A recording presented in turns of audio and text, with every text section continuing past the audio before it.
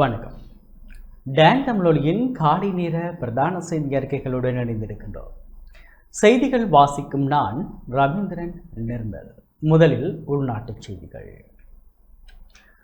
இலங்கை பெட்ரோலிய கூட்டுத்தாபனம் எரிபொருள் விலைகளை கணிசமாக குறைத்துள்ளதாக உத்தியோகபூர்வமாக அறிவித்துள்ளது.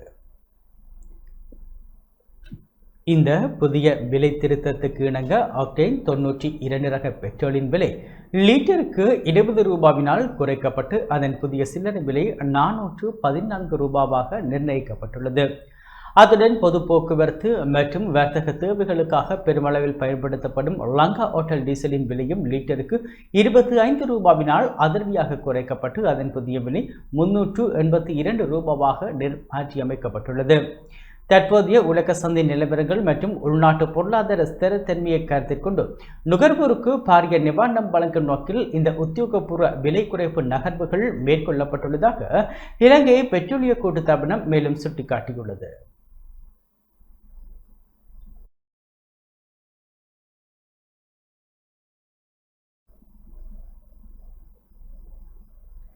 மத்திய மாகாணத்தின் கண்டி மாவட்டத்தில் டெங்கு காய்ச்சலின் பரவல் முன்னெப்போதும் இல்லாதவாறு பாரிய அளவில் அதிகரித்துள்ளதாக மாகாண சுகாதார அதிகாரிகள் உத்தியோகபூர்வமாக எச்சரித்துள்ளனர். நிலைமை தீவிரமடைந்துள்ளதை அடுத்து மாவட்டத்தின் பல முக்கிய பகுதிகளை அதி உயர் டெங்கு அபாய வலயங்களாக சுகாதார அதிகாரிகள் அவசரமாக அடையாளப்படுத்தியுள்ளனர். இதற்கமைய காலக்கெதிர, கம்பள, உடப்பெலத்தாவ, இலங்கவத்த மற்றும் ககடப்பிட்டிய, அமனுக்குர ஆகிய பிரதேசங்கள் அதிக ஆபத்துள்ள வலயங்களாக பிரகடனப்படுத்தப்பட்டுள்ளன. கண்டி, கங்கவட்ட, கோரள சுகாதார பிரிவுக்குட்பட்ட வாவித கீழ், இரியாக்கம, எம்பிட்டிய, பல்லேக்கம, தென்னைக்கும்புர, மாகந்த, ஸ்ரீசஸ்கல, பகிரியா வகந்த, கடம்ப, கட்டுக்கேகுல, முல்கம்புல, அஸ்கிரிய, வாதப்புழுவ மற்றும் தல்வத்த உள்ளிட்ட 20 கிராமிய பகுதிகள் உத்தியோகபூர்வமாக சிவப்பு எச்சரிக்கை வலயத்துக்குள் கொண்டு வரப்பட்டுள்ளன. இவற்றுடன் குண்டசாலை பிரிவின் சிறிமல்வத்த கிழக்கு, நாவலப்பிட்டிய வடக்கு மற்றும் மேற்கு பகுதிகள், உடுனுவர பிரிவின் மீவத்தூர மற்றும் வெரல்லகம பிரிவின் ரணவன மேற்கு ஆகிய இடங்களும் இந்த அதி உயர் ஆபத்து வலய பட்டியலில் உள்ளடக்கப்பட்டுள்ளன. அத்துடன் யாட்டினுவர மற்றும் கடுகண்ணாவ சுகாதார பிரிவுகளுக்கு உட்பட்ட விலாப்பிட்டிய, கண்ணுருவ கிழக்கு மற்றும் மத்திய பகுதிகள் ஆபத்தான வலயங்களாக பிரகடனம் செய்யப்பட்டுள்ளதாக சுகாதார திணைக்களம் சுட்டிக்காட்டியுள்ளது. இந்நிலைமையை கட்டுப்படுத்தவும் கொசு பெருக்க மையங்களை உடனடியாக அளிப்பதற்கும் பொதுமக்கள் அனைவரும் தங்களின் முழுமையான உத்தியோகபூர்வ கூட்டு ஒத்துழைப்பை வழங்க வேண்டும் என சுகாதார அதிகாரிகள் அவசர வேண்டுகோள் விடுத்துள்ளனர். அனுராதபுரத்தில் நடைபெற்ற தேசிய பொசன் பூஜை நிகழ்வில் ஜனாதிபதி பங்கேற்றார். 2026 ஆண்டுக்கான தேசிய பொசன் தினத்தை முன்னிட்டு அனுராதபுரம் தந்திரிமலை ரஜமகா விகாரையில் நடைபெற்ற ஆலோக பூஜை நிகழ்வில் ஜனாதிபதி அனுர்குமார் திசநாயக்க கலந்து கொண்டார். நேற்று பிற்பகல் தந்திரிமலை ரஜமகா விகாரைக்கு வருகை தந்த ஜனாதிபதி முதலில் மத வழிபாடுகளில் ஈடுபட்டார். பின்னர் மின் விளக்குகளை ஏற்றி ஆலோக பூஜையை உத்தியோகபூர்வமாக ஆரம்பித்து வைத்தார். தந்திரிமலை ரஜமகா விகாராதிபதியும் வடக்கு மற்றும் கிழக்கு மாகாணங்களின் உப பிரதம சங்க நாயக்கருமான தந்திரிமலை சந்திரன நாயக்க தேரரின் அனுசாசனத்தின் கீழ் இந்த ஆலோக பூஜை நடைபெற்றது. நிகழ்வையொட்டி மலர் விளக்கு, பெரகரா மற்றும் பௌத்த பக்தி கீத நிகழ்ச்சிகளும் பக்திபூர்வமாக நடத்தப்பட்டன. புத்த சாசன, சமய மற்றும் கலாச்சார அலுவல்கள் அமைச்சர் கலாநிதி ஹினிதும சுனில் செனவி உள்ளிட்ட அமைச்சர்கள், நாடாளுமன்ற உறுப்பினர்கள், அரச அதிகாரிகள், பாதுகாப்புத்துறை உயர் அதிகாரிகள் மற்றும் பெருமளவான பக்தர்கள் இந்நிகழ்வில் பங்கேற்றனர்.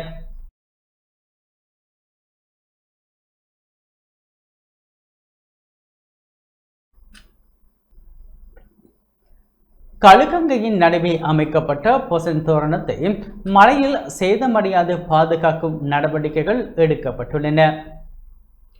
இரத்தினபுரியில் கழுகங்கையின் நடுவே அமைக்கப்பட்டுள்ள பொசன் தோரணத்தை தொடர்ச்சியாக பெய்து வரும் பலத்த மழையால் சேதமடையாமல் பாதுகாக்கும் பணிகளில் இளைஞர்கள் ஈடுபட்டுள்ளனர். பலத்த மழை காரணமாக கழுகங்கையின் நீர்மட்டம் வேகமாக உயர்ந்து வரும் நிலையில் தோரணத்துக்கு எந்தவித பாதிப்பும் ஏற்படாத வகையில் முன்னெச்சரிக்கை நடவடிக்கைகள் மேற்கொள்ளப்பட்டுள்ளன. கங்கையின் நீரோட்டத்தில் அடித்து வரப்படும் பெரிய மரக்கிளைகள் மற்றும் பிற பொருட்களால் தோரணத்துக்கு சேதம் ஏற்படாமல் தடுக்க பாதுகாப்பு ஏற்பாடுகள் செய்யப்பட்டுள்ளன. இந்த பாதுகாப்பு பணிகளை முவகம ஸ்ரீ விசுத்தாராமையாவுடன் இணைந்து ஃப்ரெண்ட்ஸ் லைஃப் இளைஞர் குழுவினர் முன்னெடுத்து வருகின்றனர்.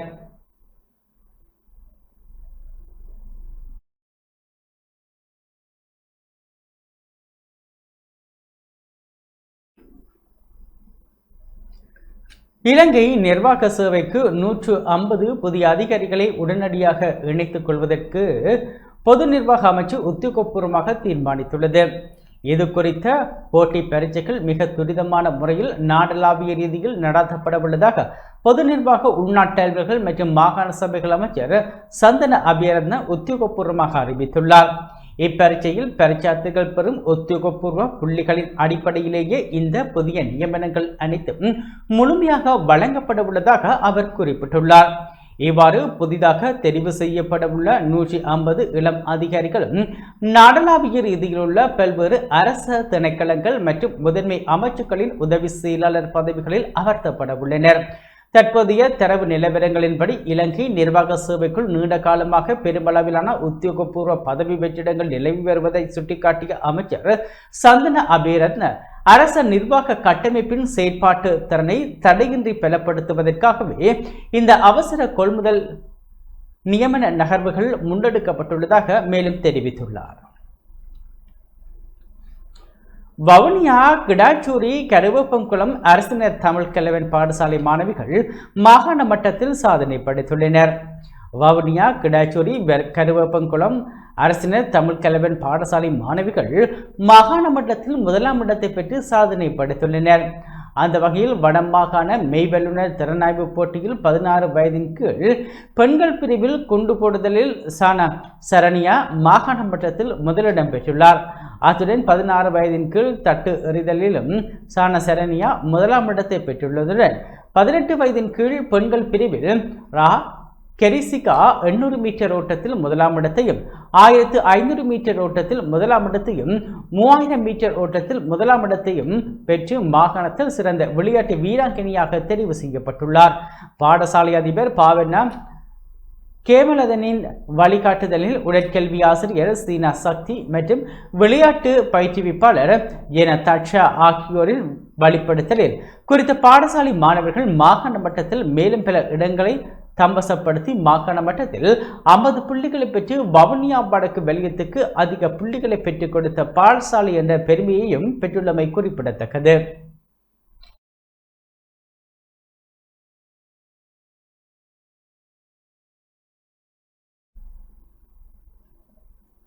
பொது அதிகாரிகள் சட்டப்பூர்வமாக சொத்து பொறுப்பு விவரங்களை சமர்ப்பிக்க வேண்டிய காலக்கெடு இன்றுடன் நிறைவடைகின்றது.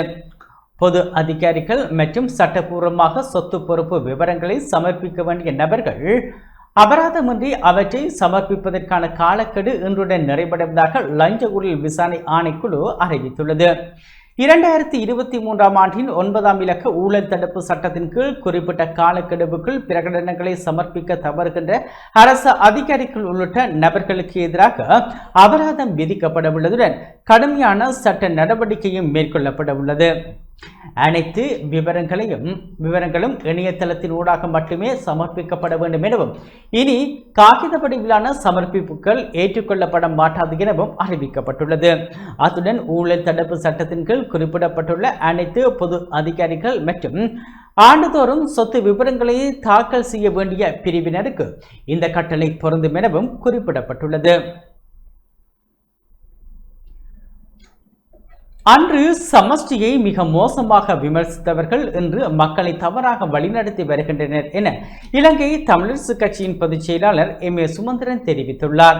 அன்று சமஷ்டியை மிக மோசமாக விமர்சித்தவர்கள் இன்று சமஷ்டியை தாங்கள் தாங்கள் தான் உருவாக்கியவர்கள் போல மக்களை தவறாக வழிநடத்தி வருகின்றனர் எனவும் ஒற்றையாட்சி முறைமையை இலங்கை தமிழ் அரசு கட்சி எதிர்க்கின்றது எனவும் இலங்கை தமிழரசு கட்சியின் பொதுச் செயலாளரும் முன்னாள் நாடாளுமன்ற உறுப்பினருமான எம்.ஏ. சுமந்திரன் தெரிவித்துள்ளார். யாழ்ப்பாணம் நாகர்கோவில் பகுதி நிகழ்வு ஒன்றில் பங்கேற்றவர்களை ஊடகவியலாளர்கள் எழுப்பிய கேள்விக்கு இவ்வாறு பதில் வழங்கினார். ஒற்றையாட்சியை நாங்கள் வன்மையாக எதிர்க்கிற ஒரு கட்சி. எங்களுடைய கட்சி உருவாக்கப்பட்டதே ஒற்றையாட்சிக்கு மாறான சமஷ்டி கட்சி தான் கட்சிக்கே பெயர். அந்த காலத்துல எல்லாம் அவருடைய கட்சி எங்களை கேலி செய்தவர். சமட்டி கட்சி என்று கேலி செய்த ஒற்றையாட்சி கட்சி தான் அகில இலங்கை தமிழ் காங்கிரஸ். 71ஆம் ஆண்டு ஜூலை மாதத்திலே ஜிஜி பொன்னம்பலம் பாராளுமன்றத்தில் இருக்கவில்லை. அவருடைய கட்சியாளரான தியாகராஜா பேசுகிற போது சொன்னார், என்னுடைய தலைவர் இன்றைக்கு இருந்திருந்தால் இந்த சமஷ்டி கோரிக்கை எவ்வளவு மோசமானது என்பதை என்னை விட திறமையாக பேசியிருப்பார் என்று பாராளுமன்றத்திலே சொல்லியிருப்பார். ஆகவே சமஷ்டியை மிக மோசமாக வர்ணித்தவர்கள் இன்றைக்கு ஏதோ தாங்கள் தான் அதை உருவாக்கினவர்கள் போல மக்களை பிழையாக வழிநடத்தி கொண்டிருக்கிறார்கள். எங்களுடைய கட்சியுடைய கொள்கை முழுமையான சமஷ்டி ஆட்சி அமைப்பு உருவாக்கப்பட வேண்டும். பெயர் பலகைகளிலே நாங்கள் தொங்கிக் கொண்டிருக்கவில்லை. ஏக்கிய என்ற சொல்லுக்கு அர்த்தம் ஒன்று, ராஜ்ய என்ற சொல்லுக்கு அர்த்தம் நாடு, ரஜய என்று சொன்னால் ஆட்சி முறை. தற்போது இருக்கிற அரசியலமைப்பிலே ஏக்கிய ரஜய என்று சொல்லியிருக்கு, அதாவது ஒற்றை ஆட்சி. அது கடந்த காலத்திலே செய்யப்பட்ட வரைவிலே ஒரு நாடு என்று மாற்றப்பட்டது, ஏக்கிய ராஜ்யம் என்று மாற்றப்பட்டது. இது ரஜய ராஜ்ய ஒரே மாதிரி சத்தம் முடிக்கிறதுனாலே தமிழ் மக்களுக்கு புரியாமல் இருந்தாலும் தமிழை விட சிங்களம் கூடுதலாக தெரிந்திருக்கிற கஜேந்திரகுமாருக்கு நன்றாகவே தெரியும். ஒற்றை ஆட்சி என்ற பதத்திலே இருந்து ஒரு நாடு என்று அது மாற்றப்பட்டது எங்களை எல்லாரையும் விட கூடுதலாக அறிந்திருக்கிறவர் அவர். அதை தெரிந்து கொண்டே மக்களை தொடர்ச்சியாக பிள்ளையாக வழிநடத்தினார். லொக்கல்லா ஓயா நீர்த்தேக்கத்தில் படகு சவாரியை மேற்கொண்ட இருவர் நீரில் மூழ்கி உயிரிழந்துள்ளனர். ரெதிமாலியத்த குருவிதென்ன தொட்டிலேயா பகுதியில் உள்ள லொக்கல்ல ஓயா நீர்த்தேக்கத்தில் படகு சவாரியை மேற்கொண்ட இருவர் நீரில் மூழ்கி உயிரிழந்துள்ளனர். கண்டி கடகஸ்தோட்ட பகுதியை சேர்ந்த 40 வயதுடைய ஒருவரும் கண்டி பூஜாரப்பட்டிய பகுதியை சேர்ந்த 48 வயதுடைய ஒருவரும் இவ்வாறு உயிரிழந்துள்ளனர். கண்டி பகுதியிலிருந்து 33 பேர் அடங்கிய குழு நேற்று குறித்த பகுதிக்கு சுற்றுலா சென்றிருந்த போது பிறந்தநாள் கொண்டாட்டம் இடம்பெற்றது. அதன் பின்னர் சுற்றுலா தலத்துக்கு சொந்தமான 2 சிறிய படகுகளை இணைத்து உருவாக்கப்பட்ட மிதவை படகில் குளத்தின் நடுவில் உள்ள தீவுக்கு சென்றுள்ளனர். குறித்த தீவில் நீராடி கரைக்கு திரும்பிய போது மிதவை படகு உடைந்து கவிழ்ந்ததினால் இந்த அனர்த்தம் நிகழ்ந்துள்ளதாக முதற்கட்ட விசாரணைகளில் இருந்து தெரிய வந்துள்ளது. விபத்து இடம்பெற்ற வேளை 3 சிறுவர்கள் உட்பட 11 பேர் படகில் இருந்ததாகவும் உயிரிழந்த இருவரும் பாதுகாப்பு அங்கிகளை அணியாத நிலையில் நீரில் மூழ்கியதாகவும் போலீசார் தெரிவித்துள்ளனர்.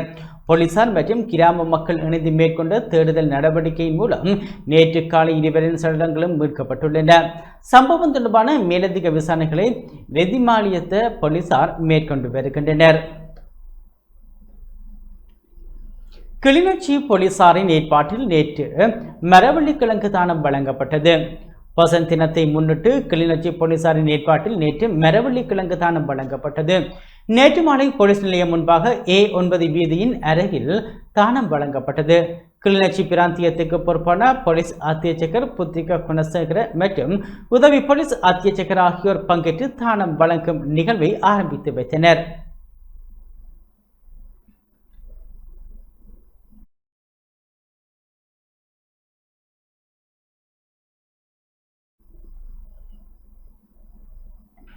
தொடர்வது உலக செய்திகள்.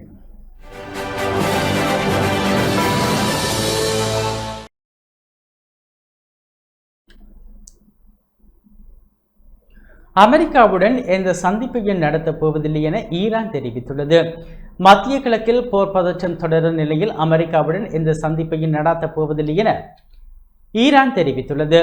மத்திய கிழக்கில் போரை முடிவுக்கு கொண்டுவரும் ஒப்பந்தத்தை செயற்படுத்த அமெரிக்கா ஈரான் அதிகார சந்திப்பு நடத்த இருப்பதாக செய்திகள் வெளியான நிலையில் அதனை ஈரான் மறுத்துள்ளது.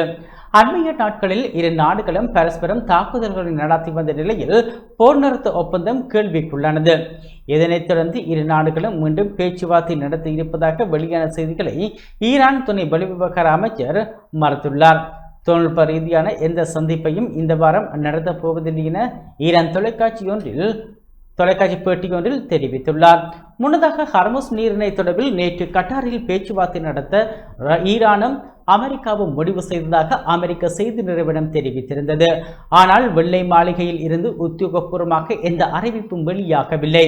மத்திய கிழக்கில் போரை முடிவுக்கு கொண்டுவர ஈரான் மற்றும் அமெரிக்கா இடையே இடம்பெற்ற பேச்சுவார்த்தைகளில் பாகிஸ்தானுடன் இணைந்து கட்டாரும் மத்தியஸ்தம் செய்தது. இதனையடுத்து 4 நாடுகளின் பிரதிநிதிகள் முன்னிலையில் கடந்த 21ஆம் தேதி சுவிட்சர்லாந்தில் பேச்சுவார்த்தை இடம்பெற்றது. வளைகுடா நாடுகளில் ஒன்றான கட்டார் நிதி அம்சங்கள் தொடர்பான பேச்சுவார்த்தையில் முக்கிய பங்கு வகித்தது. அமெரிக்காவின் தடைகள் காரணமாக முடக்கப்பட்ட ஈரானின் சொத்துக்கள் கட்டாரில் உள்ளன. இந்த நிதிகளை விடுவிப்பதற்கான நடவடிக்கைகள் எடுக்கப்பட்டு வருவதாக ஈரான் ஜனாதிபதி மசூத் பெஷான்கியான் தெரிவித்தார். இதேவேளை ஈரானின் ஆன்மீக தலைவர் அயதுல்லா அலி ஹொமைனி அமெரிக்கா மற்றும் இஸ்ரேலின் வான்வழி தாக்குதலில் அவரது குடும்பத்தினருடன் கொல்லப்பட்ட நிலையில் அவரின் இறுதிச் சடங்கு ஊர்வலம் எதிர்வரும் 4ஆம் தேதி ஆரம்பிக்கப்பட உள்ளது. எதிர்வரும் 9ஆம் தேதி அவரது உடல் மஷாத் நகரில் நல்லடக்கம் செய்யப்பட உள்ளது.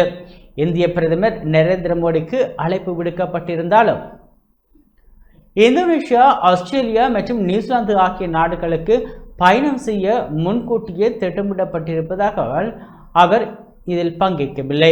ஈரான் ஜனாதிபதி மசூத் பெஷான்கியான் அடுத்த அழைப்பை ஏற்றி இந்திய அரசு சார்பில் 2 உயர்மட்ட பிரதிநிதிகள் பங்கேற்க உள்ளனர். பீகார் மாநில ஆளுநர் சையத் அதா ஹஸ்னைன், மத்திய வெளியுறவுத்துறை இணை அமைச்சர் பவித்ரா மார்கெரிட்டா ஆகியோர் இறுதிச் சடங்கில் பங்கேற்க உள்ளனர்.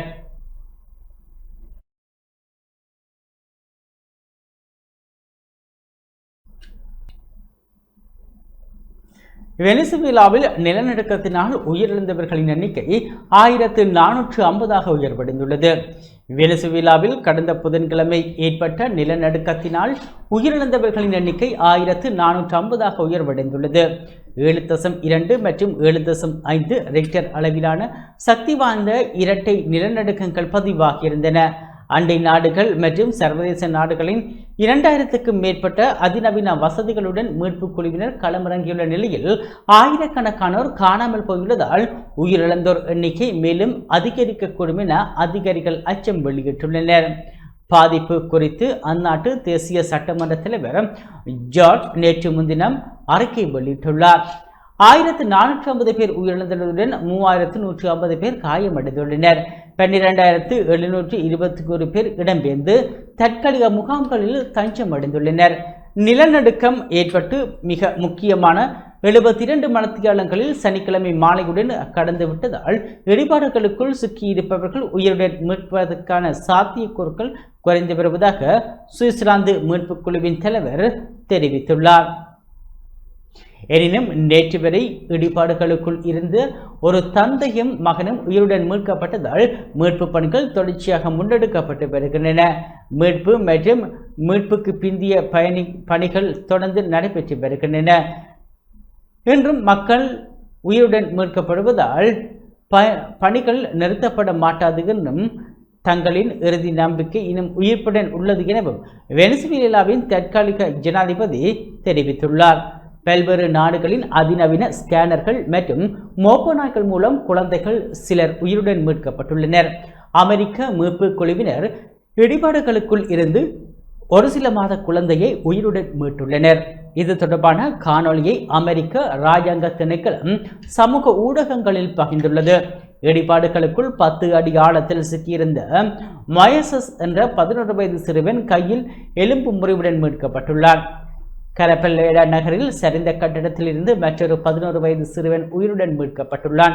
ஏற்கனவே 150 மில்லியன் அமெரிக்க டாலர் நிதி உதவி வழங்கியுள்ள அமெரிக்கா மேலும் பல மில்லியன் மதிப்பிலான சிறப்பு நிதி உதவிகள் அடுத்த சில நாட்களில் அறிவிக்கப்பட உள்ளது.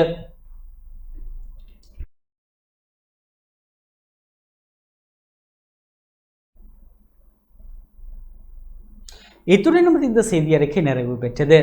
தொடர்ந்தும் எமது நிகழ்ச்சிகளுடன் இணைந்திருங்கள். வணக்கம்.